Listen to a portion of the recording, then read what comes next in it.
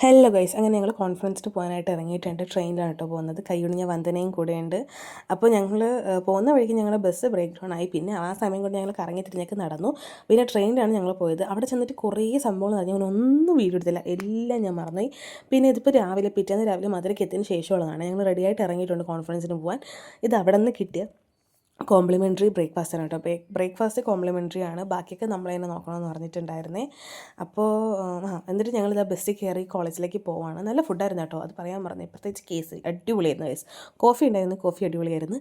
അപ്പോൾ ഞങ്ങൾ ചെന്നിരുന്നപ്പോഴേ ഞങ്ങളെ കൊണ്ട് ഇരുത്തിയത് ഒരു ഗ്യാലറിക്കകത്തായിരുന്നു. ഇത് ത്യാഗരാജർ കോളേജിലാണ് ഞങ്ങൾ വന്നിരിക്കുന്നത് ഒരു ഇൻ്റർനാഷണൽ കോൺഫറൻസിന്.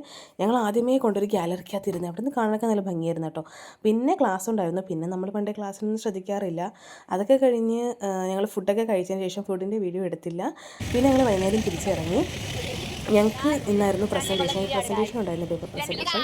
അതിൻ്റെ ഇടയ്ക്ക് ഉള്ളവർ എന്തൊക്കെയോ പറയുന്നുണ്ട്, നിങ്ങൾ തന്നെ കേട്ടോ ഗൈസ്.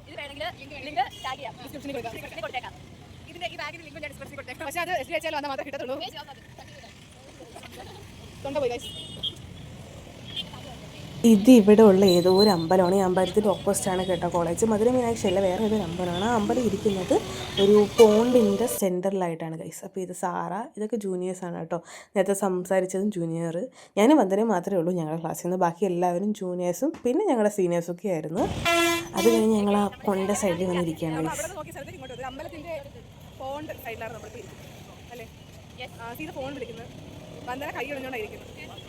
സാറ മുടി എടുക്കുന്നു.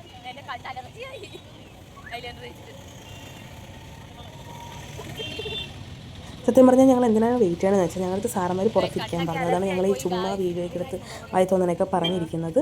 അത് കഴിഞ്ഞ് ഞങ്ങൾ തിരിച്ച് റൂമിൽ പോയിട്ട് കുളിച്ച് റെഡിയായി അപ്പം തന്നെ ഇറങ്ങി. കാരണം മധുര മീനാക്ഷി അമ്പലത്തിൽ പോകാമെന്ന് പറഞ്ഞു.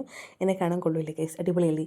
അപ്പോൾ ഞങ്ങൾ എല്ലാവരും കൂടി മധുര മീനാക്ഷി അമ്പലത്തിൽ പോകാനായിട്ട് എത്തിയിരിക്കുകയാണ്. സത്യം പറയാലോ ഗൈസ്, ഹെക്ടിക്കായിരുന്നു അന്നത്തെ ഉച്ചയ്ക്ക് ശേഷമുള്ള ഈ മധുര മീനാക്ഷി പോയത്. 3 മണിക്കൂറാണ് ഞങ്ങൾ ക്യൂ നിന്നത്.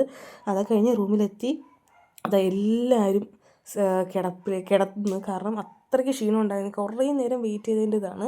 എന്തൊക്കെയോ കോപ്രായങ്ങൾ കാണിക്കുന്നുണ്ട്. ഞങ്ങൾ 5 പേർക്ക് ഒരു റൂം കിട്ടി ഗൈസ്, ഞങ്ങൾ ജൂനിയേഴ്സൊക്കെ ആയിട്ട്. അത് അടിപൊളിയായിരുന്നു. അപ്പോൾ ഓക്കെ ഗൈസ്, ബൈ.